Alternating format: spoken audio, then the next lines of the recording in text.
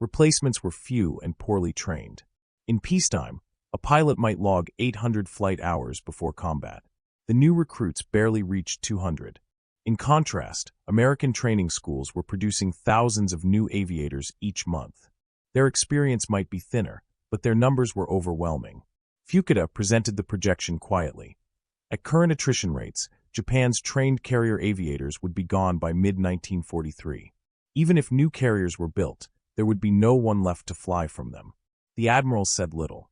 Each of them had commanded squadrons once filled with faces they would never see again. Beyond the pilots, other numbers told the same grim story. Japan's submarines, designed for fleet reconnaissance and combat, had scored few meaningful victories. They were elegant machines, but poorly used, focused on supporting the Navy rather than striking at merchant shipping. The Americans, by contrast, had unleashed their submarines on Japan's supply routes. The empire's survival depended on imported oil, food, and ore. Every ton of fuel from the Dutch East Indies, every sack of rice from Malaya, every load of iron from the Philippines had to move by sea. And by 1942, American submarines were prowling those waters relentlessly. At first, the losses were small, a handful of merchant ships each month. Then the numbers began to climb. 15 ships sunk in January, 30 by June. By August, 40 per month. And the trend line was unmistakable. Japan could build roughly 200,000 tons of new shipping per year. It was losing over 300,000. Every convoy that left port was gambling its existence against unseen predators. For the men in that dim conference room, the implications were devastating. Without fuel, without food, without steel, the empire's armies scattered across Asia would wither. Yamaguchi tapped a pencil against the oil import charts. In January, Japan had imported nearly 400,000 tons of crude from the Indies. By August, that figure had fallen to just over 250,000. American submarines were cutting through the empire's lifeline. Even victory in the field could not stop the invisible war beneath the sea. One officer muttered that the empire might soon hold oil wells it could no longer reach. No one argued. From the walls of the room, maps showed the vast stretch of Japanese conquest, an empire spanning the Pacific, from Burma to the Gilberts, from the Aleutians to Java. At first glance, it looked like triumph. But every red line traced on the chart represented a burden. Each new island seized, each city occupied, demanded ships, supplies, garrisons. The empire's perimeter stretched thousands of miles, impossible to defend everywhere at once. The Americans, meanwhile, could choose their battles. They would strike where Japan was weakest, concentrate overwhelming power, and move on. Even if Japanese forces fought heroically at every outpost, they were playing defense against an enemy that controlled the tempo. It was a losing equation. In the closing moments of that August meeting, Yamaguchi stared across the table at his peers. There was no anger, no argument, only resignation. The war had begun with thunder and fire. Now it was dissolving into arithmetic and inevitability. The admirals around that table understood something their superiors in Tokyo refused to accept. That Japan's fate had been sealed not at Midway, nor even at Coral Sea, but on the morning of December 7, 1941, when its aircraft rose into the skies over Oahu. The attack meant to cripple America had instead unleashed it. The empire had traded short-term glory for long-term destruction. August 6, 1942. Afternoon shadows lengthened across the still waters of Truk Lagoon. Outside the hull of the Shokaku, the tropical sun glared off the ocean in bands of silver. Inside, the air in the officers' room had gone stale and heavy. The admirals remained seated, each man lost in silent thought. They had reviewed the numbers, the losses, the projections. Now came the question that none wished to face. How had it come to this? 8 months earlier, they had celebrated one of the most daring operations in naval history. Japan's fleet had sailed unchallenged across the Pacific, struck at the heart of the greatest industrial power on Earth, and returned home virtually untouched. It had been a feat of planning and discipline that stunned the world. But sitting in that smoky chamber, they could now see the terrible irony. The victory that had ignited a nation's pride had also guaranteed its ruin. The logic was cruel in its simplicity. At Pearl Harbor, Japan had hoped to shatter America's will. Instead, it had unified it. The admirals had seen the reports. American factories operating around the clock, assembly lines turning out aircraft faster than Japan could count, shipyards along the west coast expanding by the day. By mid-1942, women had entered the industrial workforce in unprecedented numbers. Bonds and war drives swept the nation. Roosevelt's call for unconditional victory had become gospel. The Japanese Navy's intelligence divisions had tracked these developments with growing alarm. Each report told the same story: a nation not demoralized but mobilized. The admirals at Truk knew what this meant. There would be no negotiated peace, no truce, no middle ground. The United States would not stop until Japan had been broken completely. The conversation turned to Pearl Harbor itself, to what had been achieved and what had been missed. Admiral Chuchi Nagumo, who had commanded the carrier strike force during the attack, had long been criticized for halting after the second wave. Some of the men in the room had served under him. They remembered the arguments aboard Akagi on that December morning, whether to send a third wave to finish the job. Had they done so, they might have destroyed the giant fuel tanks that supplied the Pacific Fleet. They might have wrecked the submarine base and crippled the repair facilities. Such a strike could have delayed America's counteroffensive by 6 months, perhaps more. But Nagumo had chosen caution. His pilots were fatigued, his fuel reserves low, and his fleet exposed. He withdrew. At the time, the decision seemed prudent. In hindsight, it looked like the moment Japan's advantage began to fade. Yet the officers at Truk recognized a deeper truth. Even total destruction at Pearl Harbor would not have changed the war's outcome. The problem was not tactical. It was strategic. Japan's empire lacked the resources to fight a long war. Its oil, iron, and rubber came from territories now scattered across half the planet. Every gallon of fuel, every ton of, or had to travel by sea. Every ship had to pass through waters increasingly ruled by American submarines. No fleet, no matter how brave, could sustain that for long. The admirals reviewed the latest merchant shipping reports. The figures were stark. In the first months of 1942, Japan had lost 15 merchant vessels to submarine attacks. By June, the number had doubled. By August, 40 ships per month were vanishing beneath the waves. The losses were accelerating, the replacements inadequate. Each ship sunk meant fewer supplies for soldiers in Burma, fewer reinforcements for Rabaul, fewer tons of oil reaching Yokosuka. The empire was bleeding from within. The Americans had mastered the one strategy Japan had neglected: economic strangulation. Yamaguchi's pencil traced the routes on the map pinned to the wall. From Borneo to the home islands, from Singapore to Formosa, from the Dutch East Indies northward through the Luzon Strait. All vulnerable, all shrinking under the shadow of American patrols.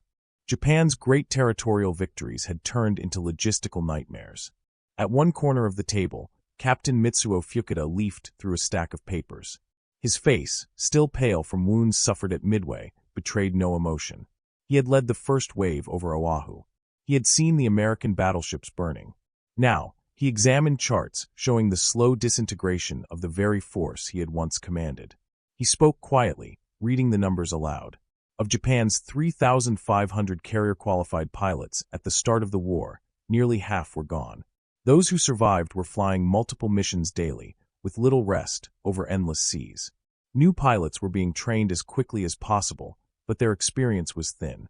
They had perhaps 200 flight hours before combat, a quarter of what pre-war aviators had logged. The Americans, by contrast, were producing thousands of pilots every month. Training fields from California to Florida buzzed with activity. Each loss was quickly replaced. For Japan, every fallen pilot represented a year of training lost. Every squadron destroyed meant the end of expertise. Fukuda's conclusion was grim. At the current rate of attrition, Japan's naval air power would be unsustainable within a year. The men around the table did not argue. They all knew. As the hours passed, the discussion grew quieter, more introspective. The war that had once felt glorious now felt like a slow drowning. Someone mentioned the Doolittle raid. 16 American bombers launched from the carrier Hornet in April 1942 that had struck Tokyo and several other cities. The damage had been minor, but the psychological impact immense. It had shattered the illusion of security. For the first time, Japan's citizens had seen foreign bombs fall on their own soil. The raid had forced the Navy to divert aircraft and troops for homeland defense, weakening other fronts. More importantly, it had humiliated the high command, prompting a reckless decision: the Midway operation. That single raid had set in motion a chain of events that led directly to disaster. The admirals at Truk knew this all too well. They had seen the reports, how Japan's forces, scattered across multiple operations, had failed to coordinate, how American codebreakers had intercepted plans and turned ambush into annihilation. The loss at Midway had not only crippled Japan's carrier fleet, it had broken the illusion of superiority. For the first time, the Navy faced an enemy who could predict its every move. The idea was intolerable, and yet undeniable. One of the younger officers hesitated before speaking. He wondered aloud whether Japan might have avoided this fate altogether if it had not attacked the United States at all, if it had focused instead on British and Dutch colonies in Southeast Asia. The suggestion lingered for a moment before fading into silence. Perhaps, some thought privately, it might have delayed war with America. Perhaps it might even have kept the Pacific quiet while Japan consolidated its new empire. But they all knew the truth. The United States, whether provoked or not, would never have allowed Japan to dominate Asia unchecked. The confrontation had always been inevitable. Pearl Harbor had merely accelerated the collision. And yet, the manner of that collision had mattered. Because the attack on Pearl Harbor had not been accompanied by a formal declaration of war.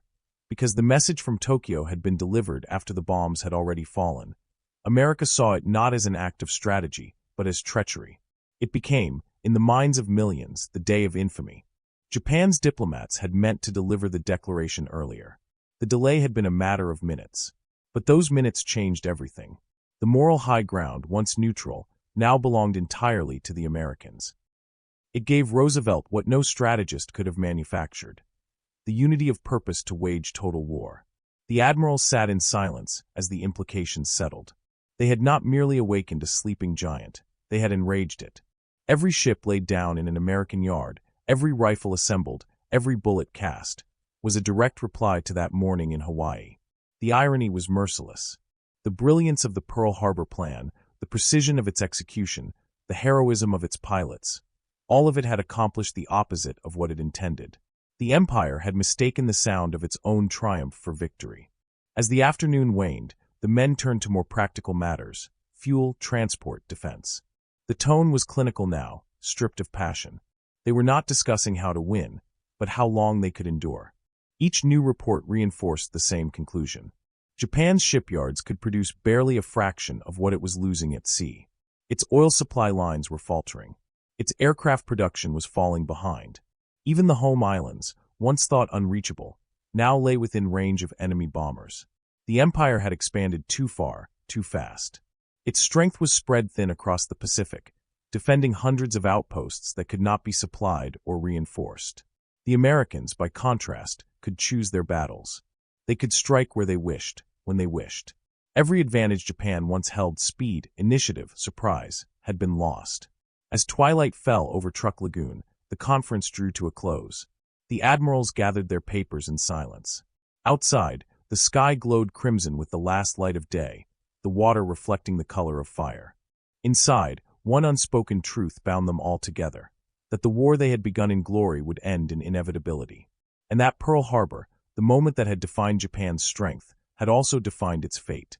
Night descended over Truk Lagoon like a curtain. The air outside was still warm, but the wind had died. The ocean lay smooth as metal beneath the rising moon. Inside the carrier Shokaku, the lights in the conference room burned dim. The admirals had not left their seats. The day had passed into silence, yet the discussion lingered, circling the same grim horizon. They had spoken of lost pilots, lost ships, lost opportunities. Now the conversation turned to what remained. There were still fleets to command, battles to plan, orders to give. The war was far from over, but its direction was no longer in doubt. One of the officers spread out a new set of charts. Projections from the Ministry of Finance showing the empire's economic outlook through 1945. The paper crackled as he unfolded it. Columns of numbers filled the page: fuel reserves, steel production, shipping capacity. Every line pointed downward. Even the most optimistic models ended in collapse before the end of 1944. The admirals studied the figures without comment. They did not need interpretation. The empire's resources were vanishing faster than they could be replaced. The shipyards lacked steel. The refineries lacked oil. The aircraft factories lacked aluminum and skilled labor. Yamaguchi leaned back in his chair, eyes on the ceiling. The fluorescent lights flickered faintly. He had fought at Midway and seen the flames consume Japan's best carriers. Now he saw the same fire spreading slowly across the entire empire. In the quiet, someone mentioned Guadalcanal, a small island in the Solomons where American troops had landed just days earlier. At first, the news had been dismissed as a minor incursion, but intelligence now suggested something more serious. The Americans were building an airfield. The implications were immediate. From that island, American aircraft could threaten every Japanese convoy moving through the South Pacific. It was the first step in a new kind of war, slow, methodical, and merciless. The admirals understood the pattern instinctively. The Americans were no longer chasing fleet engagements. They were advancing one island at a time, establishing airfields, building bases, and using them to leap forward again. It was not a strategy of brilliance. It was a strategy of endurance. Japan could not match it. Every new base meant longer supply lines, more ships, more fuel, more pilots, all of which Japan lacked. Guadalcanal was not just another battle. It was the blueprint for Japan's defeat. As the discussion drifted toward logistics, the tone grew quieter still. The war had become a problem of numbers, not courage. The admirals knew their sailors and pilots would fight to the end. That was never in doubt. What haunted them was the realization that bravery alone could no longer alter the outcome. The war they were fighting was industrial, not spiritual. It would be won by assembly lines, by oil refineries, by the vast machinery of American production. One officer observed that America's factories were producing warships faster than Japan could sink them. For every carrier destroyed, another 2 appeared. For every pilot lost, another 1,000 were trained. Japan was being outbuilt, outflanked, and outlasted. They had entered the war believing that courage and discipline could compensate for material weakness. It was a belief born from centuries of warrior tradition, that spirit could triumph over numbers. But in this war, the spirit was irrelevant to the scale of production. The enemy's resolve was matched only by his capacity to create. The conversation returned once more to Admiral Yamamoto's warning before the war, that Japan might dominate for 6 months, but beyond that, it would be powerless. Those 6 months had passed. Everything since had been survival. The men around the table had all served under Yamamoto. They respected him, even feared him. He had opposed the war, knowing the futility of confronting a nation that measured its strength not in soldiers, but in machines. He had been overruled by ministers who believed democracy was weak, that Americans were decadent, that they would seek peace after a few humiliations. Now those assumptions lay in ruins. The Americans had not begged for peace. They had sworn to fight until Japan no longer existed as a military power. The attack that was meant to terrify them had instead hardened them beyond measure. It was, Yamaguchi realized, the ultimate strategic failure, to mistake a people's patience for weakness. The admirals spoke of alternatives, as though searching for a door that no longer existed. What if they had sought peace after seizing the Dutch East Indies? What if they had fortified the home islands and avoided overextension? What if the third wave at Pearl Harbor had launched? Every scenario ended the same way. Japan's industrial base was too small, its oil reserves too fragile, its population too limited. Even a flawless campaign could not reverse geography or arithmetic.